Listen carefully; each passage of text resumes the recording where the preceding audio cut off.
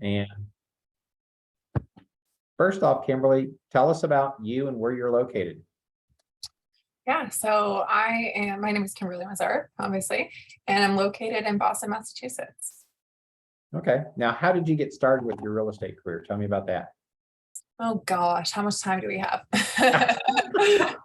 A little bit of a non-traditional journey, or I guess most of us kind of didn't intentionally get into real estate. So I bought my first house when I was 24, and I was actually living in Southern Maine at the time. So I had this job, and it was an awesome job. It was really fun. I worked for this company that sold wholesale scarves to companies like Nordstrom, Anthropologie. They would take artist designs and print them onto scarves, get them manufactured and wholesale them. So I handled all the small boutique accounts. I would travel to trade shows in New York City. It was a ton of fun, but my boss was kind of a jerk. But that job allowed me to be able to buy my first house. And my agent was the one that encouraged me to get my real estate license. She was like, you'd be really good at this. You should get your license. And I had no idea what it was going to be like. I was like, that sounds fun.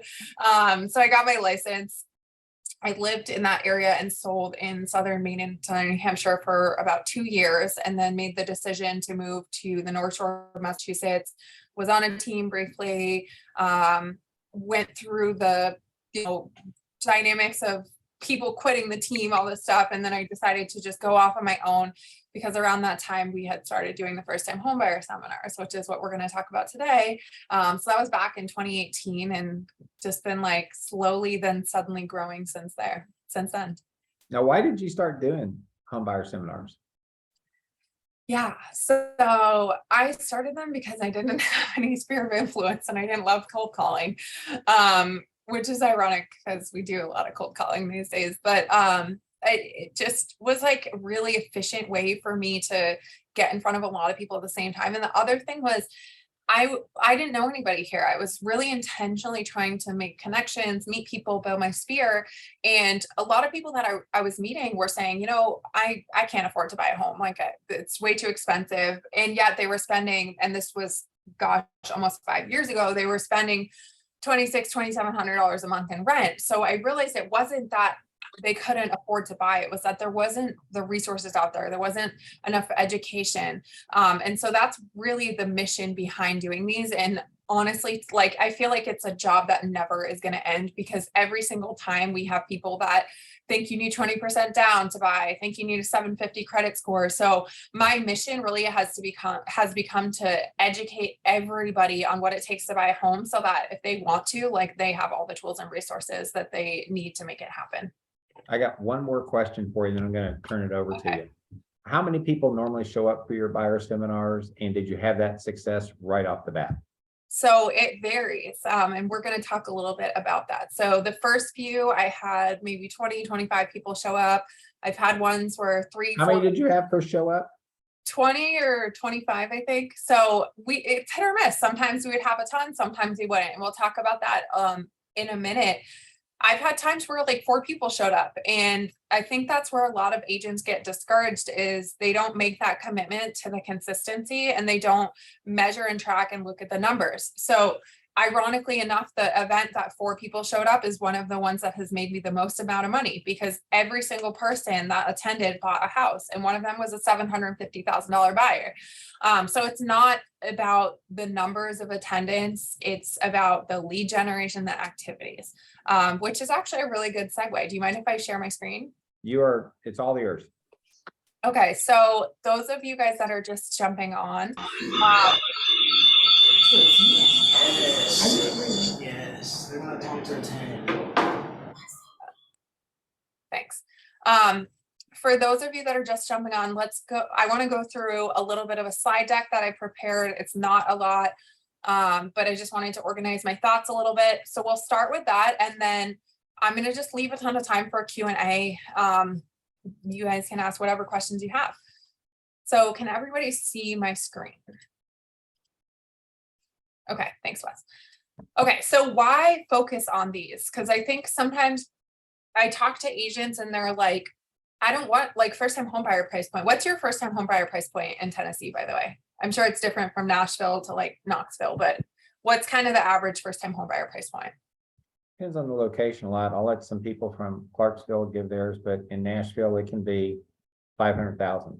Okay, that's a pretty good price point. But in Clarksville, it can be a lot less. So what are some other numbers in Clarksville? You're looking like 260 to 3. Okay, cool. So I think no matter where you are in the country, no matter what price point you're at, first-time homebuyers can be a gold mine. So they actually make up about 34% of the buying population, which is up from 31% the year prior. So if we decided we don't want to work with first-time homebuyers because we don't like their price point, we're missing out on over 30% of the available business out there on the buy side. The other great thing about first-time homebuyers is, and this is actually just across the board for buyers in general, 73% of buyers only interviewed one agent. So we're going to be strategic here. If we intentionally insert ourselves at the very beginning of their buying journey, then we're almost certain that we'll be their real estate agent for life. We're really essentially like cutting the line of any other potential agent that they might meet, because often people go to these events when they're very early on. There's statistics from NAR about the percentage. I think it's like 42% of buyers start their search by searching at properties online, but what the NAR stats aren't including is really like, what is that period before they decide to start looking on Zillow, decide to just reach out to an agent? There's stuff that happens before then for a lot of people. And for a lot of people, it's the information gathering, it's the researching, can I do this? Maybe talking to friends and family. So if we become that source of education for them, we're going to be building a really good pipeline of future business for ourselves. Not everybody that shows up is going to be ready to buy tomorrow. And certainly you will stumble across those people, but often we're building all sorts of different phases of our pipeline. We're building this year business, we're building next year business, further out business. So we really can start to take market share when we focus on it from a strategic perspective like that. The other thing is they can become clients for life. So I want to do some math with you guys. I know it's an hour behind. We're 9:30 here, so I'm already like an hour and a half into my work day, but anybody who can and isn't driving, let's get out your calculator. We're going to walk through some math. So if we get them at the very beginning of their homeownership journey and we do a really great job at servicing them, we ask for a referral every time someone transacts, and most importantly, we stay in touch with them as their real estate economist of choice and that real estate agent for life, we're going to retain them for the life of their home buying journey and selling. So since we know that 90% of buyers said that they would use their agent again, and often they don't because we don't do a good job at following up, that's a really high probability that they're clients for life. So I know some of you guys said 500, 350. What's your average commission check in the area for that first time home buyer? Because I think you guys are probably getting a little bit higher percentage than we are here in the Boston area. Can someone just give me a number on what your average commission is? Let's make it a round number of 5,000. Okay, 5,000. Awesome.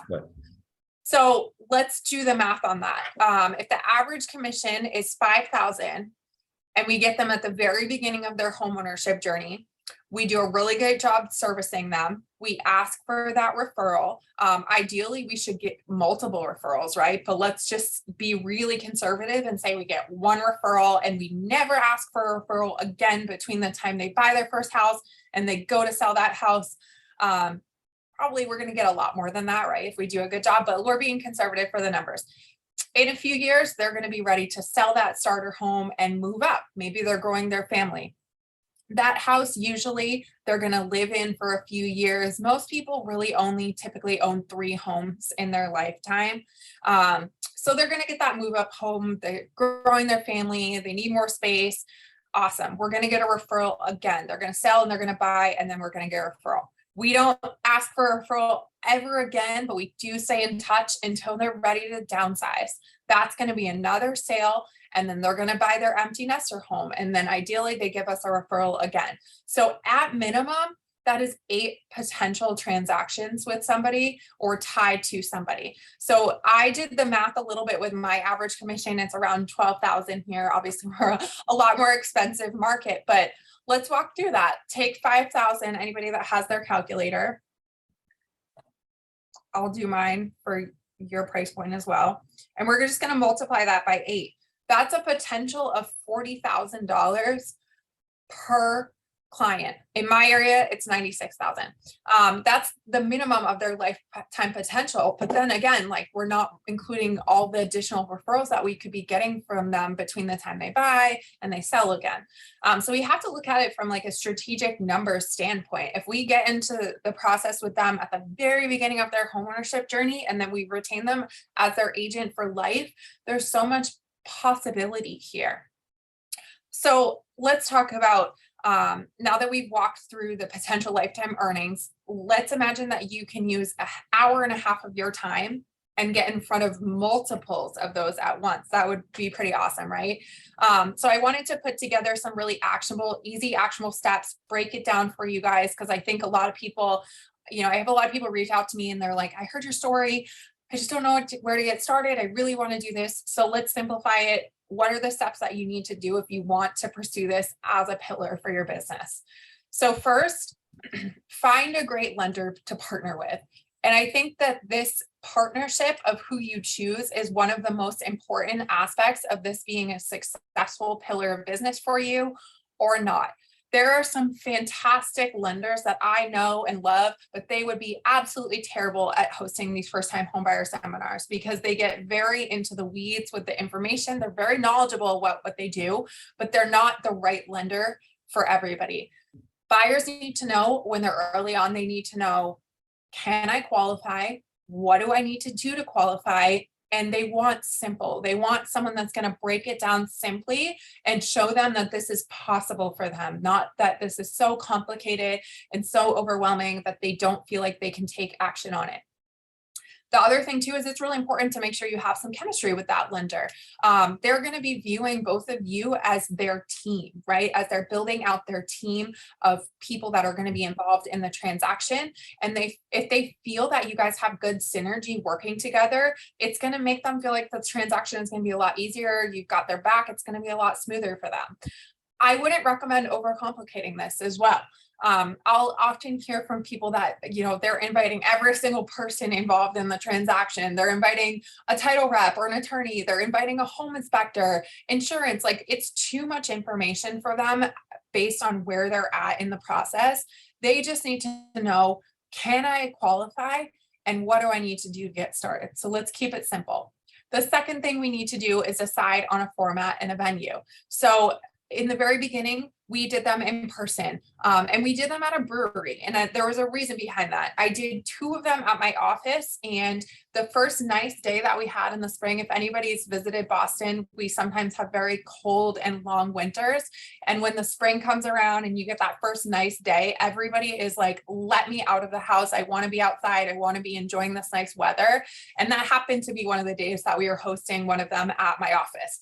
And of course, no one wants to go to a real estate office on a beautiful Saturday in the spring, right? So we put our heads together and said, okay, if we can't get them to the office, let's go to them. Where would our ideal client want to be? And I emphasize ideal client because you're not going to want to work with everybody, right? We're lying to ourselves if we think that we're going to capture every bit of the business, because there's just certain people that are not going to be in alignment with us, with our mission, with the way we work. And that's okay, because there's so much possibility out there. So we found that our ideal client was probably going to want to hang out at a brewery on a Saturday. Ideally, they probably want to be outside, but if they're going to be inside, it's probably a brewery, and they might invite their friends and they might hang out and stay for a while after. So we did them at a brewery for a good 2 years, and then COVID hit and we moved it to a Zoom. Doing it on Zoom has its pros and cons. I don't think there's a right or wrong way of doing it. But if you are just getting started, I recommend typically to start with doing it on Zoom, because it's going to be less cost and less time involvement. So some of the pros of doing it in person, obviously you're getting face to face with them, right? It's a little bit easier to build that rapport quicker. And it's just fun to get out of the house. It's kind of, sometimes we get zoomed out, right?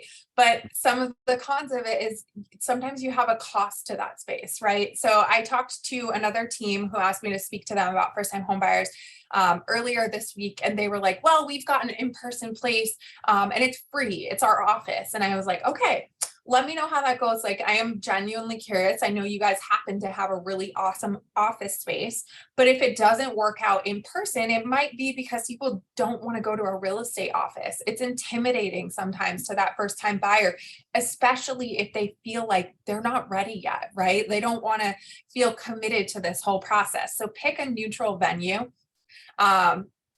The other con to doing it in person is, cost, but time, right? So all of us are so busy.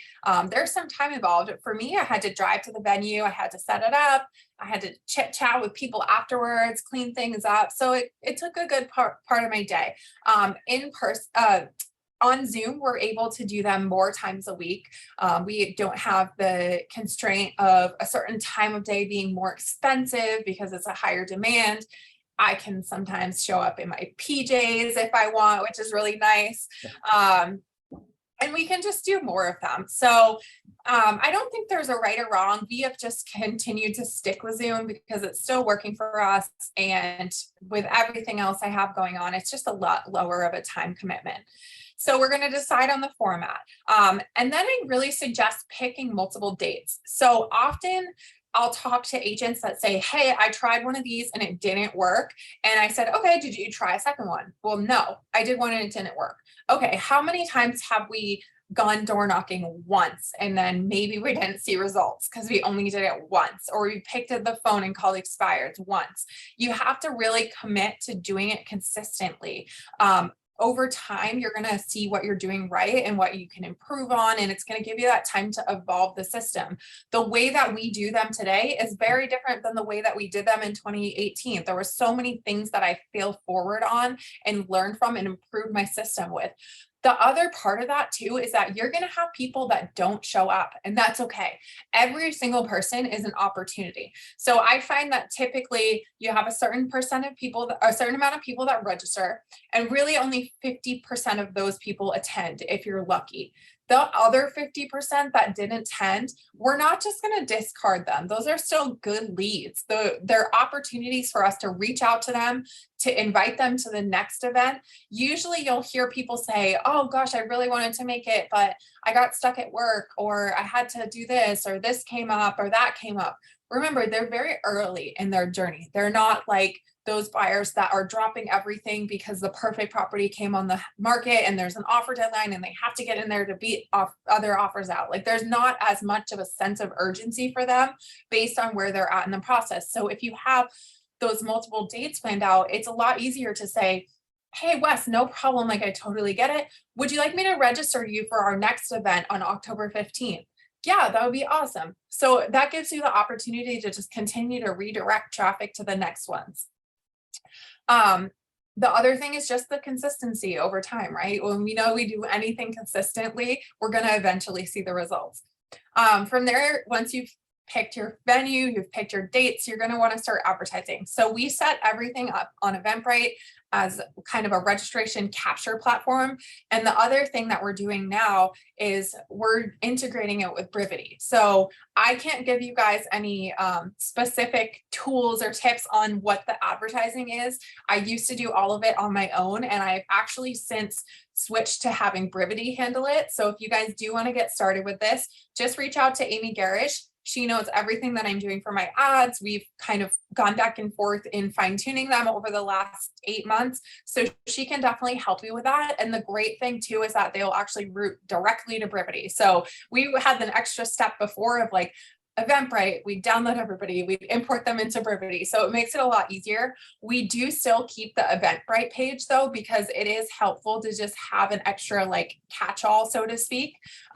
Because if Wes is my friend and he says, yeah, I would love to attend, and maybe I don't have like the time to go input him into Brivity and tag him, I might just send him a link to the Eventbrite page because it does have a little bit more info about the event. It just adds that extra element of legitimacy to it. And then I'll go check and I'll add him in before the event. So really now, like, we typically have between 50 to 60 people register each time. And out of those 50 to 60, maybe 3 or 4 of those are ending up on Eventbrite. After that, we're going to want to create our content. So I don't know if everybody on here is KW, but if you are with KW, I'm going to give you a really easy tool. If you go onto KW Connect and you download the My First Home presentation, that was the jumping point for our whole content. We actually took that information and we added extra things specific to our market in the process of buying in Massachusetts, and we turned it into a booklet. So what I like about having a PDF booklet versus having a PowerPoint is when you're doing a PowerPoint, it's really easy for them to zone out and disengage. When you have a booklet, when we had them in person, we would literally have them printed out for everybody, laid out at their table with a notebook and a pen. Actually, sorry, no notebook, just our thing and the pen. And there was areas in there where they could take notes. All of their notes were in that booklet. What I love about that is if somebody is not ready to buy today, maybe a year out from now, we've still been staying in touch, but I don't know, maybe they're ghosting me. Maybe they don't want to talk to me yet. That's okay. But they might say, you know, I think it's time to buy a home. What were my notes? They're going to pull that out and all of my information is on here as well. So it's just another layer of branding and staying top of mind with them. And now where we're doing them on Zoom, we actually send them a PDF of the booklet. And I've had a ton of people that said that they printed the whole thing out and they took all their notes in it. And we just use that as our like PowerPoint, so to speak. I'll pull it up on my screen, we'll screen share and we'll go through each thing. It's really important as you're creating your content to keep it interactive. So when you're starting your event, we are always setting the tone that, hey, how you participate here is how you participate everywhere. We want to make sure that today you're getting the most out of your time because you're giving up an hour and a half of your time. And I don't want you to look back and feel like this was a waste of time for you. So as you have questions, please ask them. The chances are somebody else in this room has the same question as you. And honestly, there are no stupid questions. We have heard everything. And so we'll set the tone there. We ask them to introduce themselves. What are they hoping to get out of today? How far along are they in the process? If they have no idea, what type of property are they thinking of buying? Just kind of get that icebreaker and set the tone that like, this is not just going to be you sitting there passively today, zoning out. During the presentation, we'll ask questions like, does anybody know what the minimum credit score is required to buy? And you have to sit and you have to be comfortable with the silence and teach them that we're not just going to move on. I'm going to sit here and I'm going to wait as long as it takes for somebody to answer me.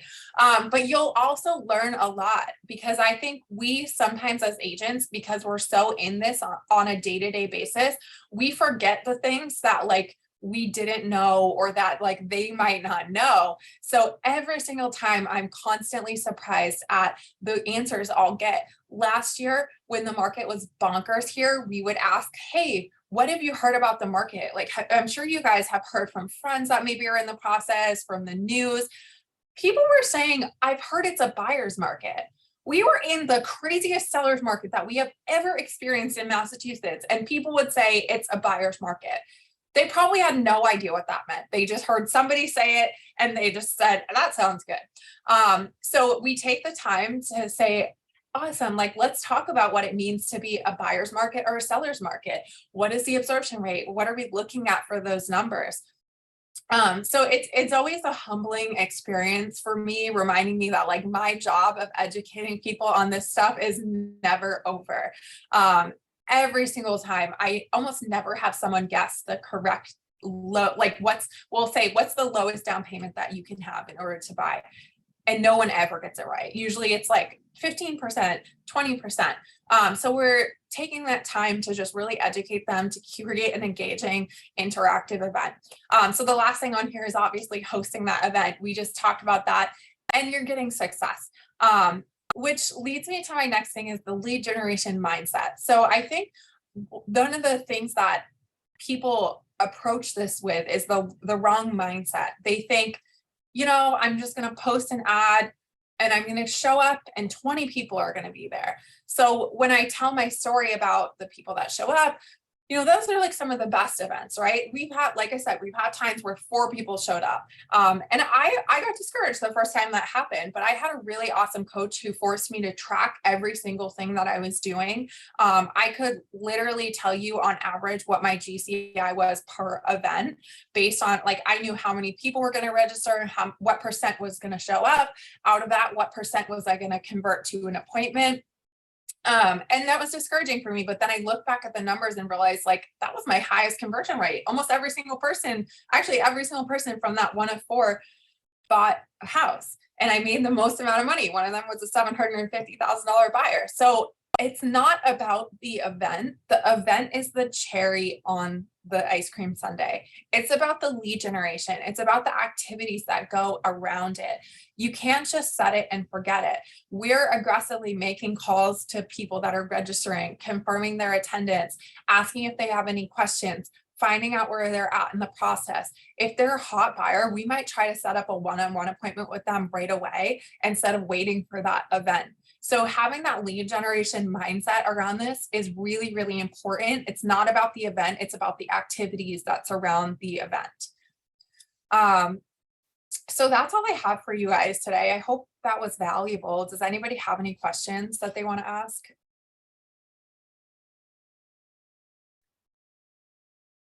What's your follow-up after people come to the event? Do you go ahead and put them in different classifications for hot, nurture, watch, or what do you do there?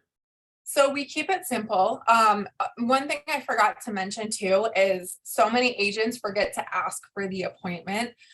So we start soft closing them about a quarter of the way through the whole event. So asking for the appointment is so, so important.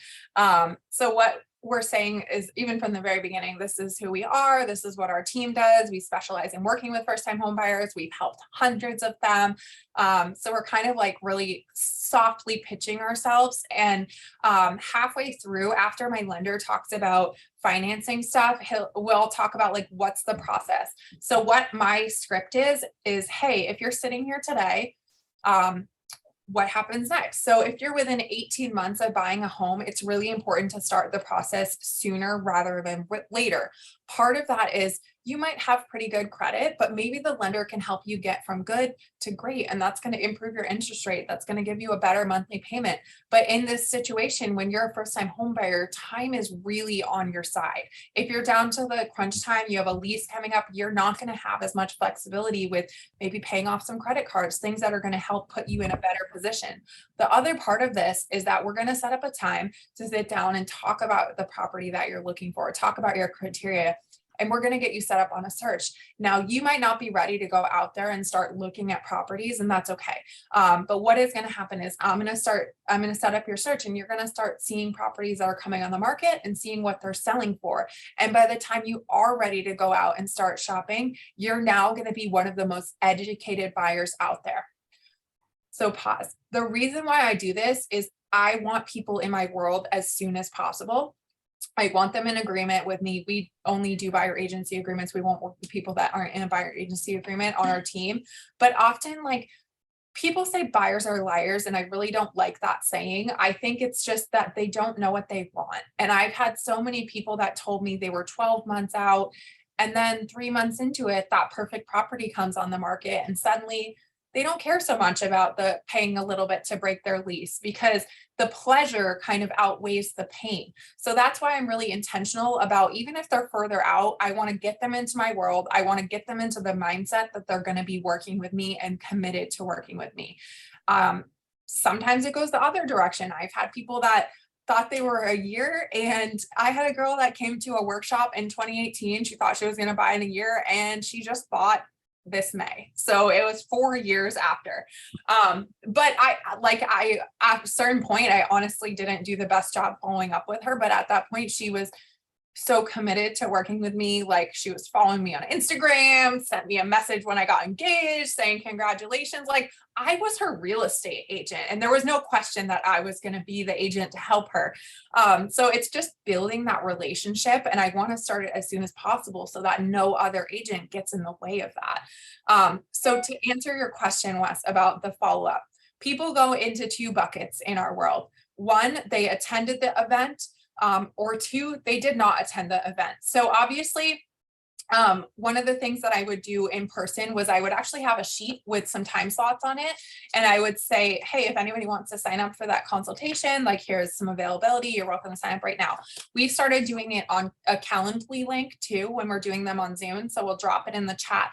But I would say that a small percentage of people will like set up an appointment with the lender right away or set up an appointment with me right away. Most of it is going to be like 3-month business, 6-month business, like further out nurture. So I don't know where they're at in the process yet, right? Unless I've had a conversation. So they're going into one of 2 buckets. If they did not attend, every single person, whether they attended or whether they didn't, gets an email that's a thank you email. And it says, hey, thank you so much for attending. Here's the information we talked about. There's also a document that we attach that's titled Questions to Ask an Agent. So I preface this by saying, hey, we would love to work with all of you here today. And if we're not the right fit for you, totally get it. Like if you choose not to work with us, we understand, but it is really important that you interview your agent and that you do your homework, because this is going to be the biggest purchase that you've made in your life so far. So we've got this document that has like 7 or 8 questions on it to ask an agent when interviewing them. And on there, every answer, we've put, hey, our team does this. What's the average amount of offers that it takes to get something accepted? It will say, the average for our area is this, our team is this. So we're really positioning ourselves to look a little bit better. So that document is getting sent to them in the follow-up email. And then it will also say something like, hey, if you didn't attend, here's a link to our next event. We would love to see you there. So everybody's getting that. If they did not attend, they get put on kind of our version of like a 10 days of pain plan. We're following up. Hey, so sorry we missed you. We didn't see you on that call. Do you want a link to register for the next event? So they're going through that process. At a certain point, they might just get automatically set up on a generic listing report and a generic market report for the area if we had multiple attempts at contacting them and couldn't get in touch. I want to be able to like get them back into Brivity as many times so that I can monitor their activity. So a lot of times, like we won't make contact with them and then we see someone like engaging in the market report. We know they're still in our world and they're still thinking about us. The second bucket is they did attend. So that's going to be a different plan. It's going to be, hey, Wes, thank you so much for attending our workshop the other day. We really appreciated your engagement and your questions. Would you like to get set up on a preliminary search? So I call it a preliminary search because I want them to be like, what's that? Like, what is that entitled? What do you need from me? And I'll say, that's a really great question. Do you have an idea of what area?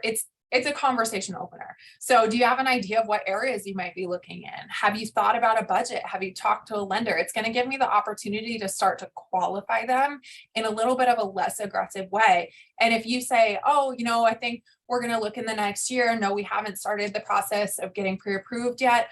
No worries. Why don't you just talk to my lender, have a preliminary conversation? You don't have to go through the full pre-approval yet. I understand you might not want your credit pulled, but just have a conversation and kind of see where you stand. That will give us a little bit better idea of your ballpark budget, and we can get that search set up specifically for what you're looking for. Is that helpful? Fantastic. Wow. What other questions y'all have? I'm Jana. I work with Wes. Thank you so much. This is really helpful. So I missed just the first couple minutes, but so the first time home buyers, are you spending, is that majority of the people you're working with right now? It's 30% of our business. So specifically people that came to first time home buyer events. I would have to go back and really look at of our clients last year, how many of those were actually first time home buyers. It's probably closer to like 40 or 50%. And it gets a little bit murky because you might come to one of my events and you might be a buyer, you go through that event, you're going to get tagged as that source, right? But the other thing that we do and we're really intentional about on our team is the promise script. So I don't know if you guys are familiar with that, but essentially I'm setting the expectation that, hey, everybody that's involved in this transaction is really working so that you have the best transaction possible, an experience that you can't imagine being better. And I'm going to ask for referral, yada, yada, yada. So you might then say, awesome, here's my friend who wants to buy. Well, now that becomes a client referral, but they're most likely a first time buyer. So I would guess probably like 40+% of our clients are actually first time home buyers, but 30 or so percent, it's like 31% are from that original first time home buyer seminar source. Wow. Okay, so I guess my follow-up on that is, first of all, it seems like it's a pretty tiring group because there's a lot of like, you know, they need to change their habits. That's why they're not able to buy, you know, just either credit or just the idea of saving or having that kind of thing. And then like getting out of the renter mindset. So I guess, have you engaged with like college students, like at that level? Or are you usually kind of hitting people when they're like kind of they've already started to work and they're, you know, just married or whatever? So in our area, a lot of the college, Boston is a huge college city. I think we have over 40 colleges and universities. And a lot of times people aren't sticking around after college. So we haven't been intentional about doing that because it's kind of like, they're probably not going to stay here. And in addition to that, our average first time home buyer age is a little bit older than like the NAR stat is about 27 years old. And we're finding that our average first time home buyer might be like 31 to 33 just because our price point is so high. So that's a really big gap, right? That's almost 10 years. And I would challenge you, I maybe that mindset of it's a tearing group. I would actually say that these first time home buyers are some of the easiest clients that I've worked with because you're positioning yourself as the expert here, especially when they're coming to the seminars. The lender's really doing a lot of the heavy lifting for you. And they often will listen to you over like, my parents said this or that, or sometimes like my second time buyers, if I wasn't the first agent to help them, they can be a pain in the ass. Cause like maybe they're used to just going off doing, oh, I saw this property at, I went with this other agent, like they've got some of these like worse habits. But I find that like the first time home buyers that take the time to go through the process and get educated in the beginning, it becomes a much easier transaction because they're almost like, you tell me what to do instead of like trying to be a little bit wild and unkept. Yeah. Okay, that's good. Any other questions?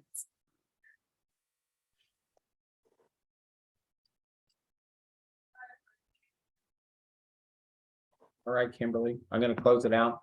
We'll have this recorded. We'll have it on our YouTube channel, Tennessee Power Up. So if you ever need to grab it, Kimberlee, for a reference, you're able to access it too. But again, thank you so much for doing this for us and spending your time with us today. Thanks for having me. I see someone waving at me. Thank you. Yeah. Bye guys. Thank you, Kimberlee. I'll see you in Arizona. All right. Steven. Bye. Take Oh care. yeah, we'll be there. Thank you. I love you, Kimberlee. Bye. See you guys in Arizona. I'll see you soon, Wes. I love you, Wes. Love you too, Steven. See y'all.